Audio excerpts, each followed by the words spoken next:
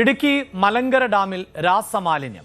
രാവിലെ മുതൽ ഡാമിലേക്ക് രാസമാലിന്യം ഒഴുകി എത്തിക്കൊണ്ടിരിക്കുകയാണ്. സമീപത്തെ ഫാക്ടറികളിൽ നിന്നാണ് മാലിന്യം ഒഴുകി എത്തുന്നത് എന്നാണ് സംശയം. രാവിലെ ഒരു 7 മണിയൊക്കെ ആയപ്പോഴാണ് ഞങ്ങൾ ശ്രദ്ധയപ്പെട്ടത്. ഇത് നല്ല ഓയിൽ കലങ്ങി വരുന്നത്, നല്ല കട്ടിയിൽ വെള്ളത്തിൽ കൂടെ കലങ്ങി വരികയായിരുന്നു. ഞങ്ങൾ രാവിലെ കാണുമ്പോൾ നല്ലൊരു മണം ഉണ്ടായിരുന്നു ഓയിലിൻ്റെ. അങ്ങനെ ആൾക്കാർ ഇങ്ങനെ പോലീസ് വിവരം അറിയിച്ചു. പോലീസുകാർ വന്നു, അവർ നോക്കി, അവർ ഇത് എവിടുന്നാന്ന് അറിയാൻ വേണ്ടി അവർ കരോട്ട് ഭാഗത്തേക്ക് പോയിട്ടുണ്ട്. അങ്ങനെ ഒക്കെ പറഞ്ഞ് ഒത്തിരി ആൾക്കാർ കുടിക്കുന്ന വെള്ളമൊക്കെ, ആൾക്കാർക്ക് ചൊറിച്ചിലും അങ്ങനെ പ്രശ്നങ്ങളൊക്കെ ഉണ്ട് വെള്ളത്തിൽ കുളിക്കുമ്പോഴേ. ഇത് എത്ര പഞ്ചായത്തുകൾ? ഇത് കുടയത്തൂർ പഞ്ചായത്തുണ്ട്, ആലക്കുടി പഞ്ചായത്തുണ്ട്, ഇടവെട്ടി പഞ്ചായത്തുണ്ട്, പിന്നെ കുടുംബന്നൂർ പഞ്ചായത്ത്. ഇതൊക്കെ വെള്ളം ഇങ്ങോട്ട് ജപ്പാൻ കുടിവെള്ളത്തിൽ വെള്ളം ഇവിടുന്ന് എല്ലാം അടിച്ചു കൊടുക്കുന്നത്. പിന്നെ ഹില്ലു വെക്കുക വെള്ളം എടുക്കുന്നത് താഴെ നിന്നാണ്, ഈ ഡാമിൽ നിന്ന് തന്നെയാണ്. അങ്ങനെ ഒത്തിരി പദ്ധതികളുണ്ട് ഇതിനകത്ത്. ജലസേചന പദ്ധതികൾക്ക് കൂടി ആശ്രയമായിട്ടുള്ള ഡാമാണിത്. വിഷയത്തിൽ പോലീസും പഞ്ചായത്തും അന്വേഷണം ആരംഭിച്ചിട്ടുണ്ട്. സാഗർ ആണ് വാർത്തയുടെ വിശദാംശങ്ങളുമായി ചേരുന്നത്. സാഗർ, ഇതിൽ അധികൃതരുടെ ഭാഗത്ത് നിന്ന് ഏതെങ്കിലും തരത്തിലുള്ള പ്രതികരണങ്ങൾ ലഭ്യമാകുന്നുണ്ടോ? എങ്ങനെയാണ് ഇവിടേക്ക് ഈ രാസമാലിന്യം എത്തിയത് എന്നതാണ് പ്രാഥമിക വിവരം.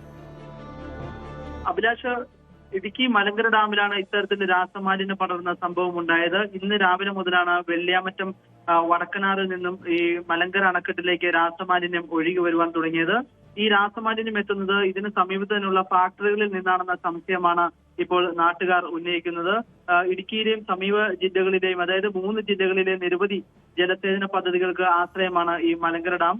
ഈ വെള്ളിയാമറ്റം വടക്കനാറിലൂടെ വ്യാപകമായി രാസവസ്തുക്കൾ ഒഴുകിയെത്തി മലങ്കര ജലാശയത്തിൽ പരന്നത് നാട്ടുകാരിൽ ആശങ്ക പടർത്തിയിട്ടുണ്ട്. വെള്ളിയാഴ്ച പുലർച്ചെ മുതൽ കണ്ട ഈ ഒരു പ്രതിഭാസം മണിക്കൂറുകളോളം തുടരുന്ന ഒരു സാഹചര്യമാണ് ഉണ്ടായത്. രാവിലെ പുഴയോരത്തെത്തിയ നാട്ടുകാരാണ് പുഴയുടെ മുകൾ ഭാഗത്ത് എണ്ണ പോലെയുള്ള കറുത്ത പാടയും രൂക്ഷമായ കെമിക്കൽ ഗന്ധവും ആദ്യം ശ്രദ്ധിച്ചത്.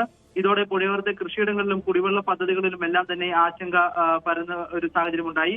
മണിക്കൂറുകൾക്കുള്ളിൽ ഓയിൽ മലങ്കര ജലാശയത്തിന്റെ ഭാഗങ്ങളിലേക്ക് എത്തുകയും ജലാശയത്തിന്റെ ഉപരിതലത്തിൽ എണ്ണപ്പാട വൻതോതിൽ വ്യാപിക്കുകയും ചെയ്തു. ഹെക്ടർ കണക്കിന് കൃഷിയിടങ്ങൾക്ക് നടുവിലൂടെയാണ് ഈ പുഴ ഒഴുകുന്നത്. ഈ മലങ്കര ജലാശയത്തിൽ നിന്ന് വരുന്ന വെള്ളം ഒട്ടേറെ ആളുകളാണ് കുടിവെള്ളത്തിനായി മറ്റുമായി ഉപയോഗിക്കുന്നത്. ഇപ്പോൾ നിലവിൽ വെള്ളത്തിൽ ഇറങ്ങാൻ പറ്റാത്ത ഒരു സാഹചര്യമാണ് അല്പനേരം മുമ്പ് വരെ ഉണ്ടായിരുന്നത്. മൃഗങ്ങൾക്ക് പോലും ഈ വെള്ളം കൊടുക്കാൻ ഭയമാണെന്നാണ് ഇവിടുത്തെ നാട്ടുകാർ പറയുന്നത്. എന്തായാലും സംഭവം ശ്രദ്ധയിൽപ്പെടുത്തിയതിനെ തുടർന്ന് പോലീസും പഞ്ചായത്തും കൃഷിവകുപ്പ് അധികൃതരും അന്വേഷണം ആരംഭിച്ചു കഴിഞ്ഞു.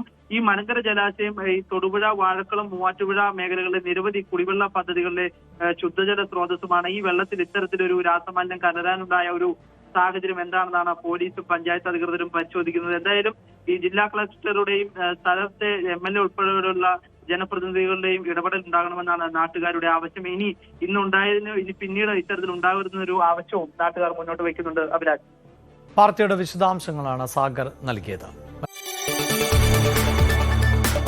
കൂടുതൽ വാർത്തകൾക്ക് News 18 Keralam YouTube channel subscribe ചെയ്യുക.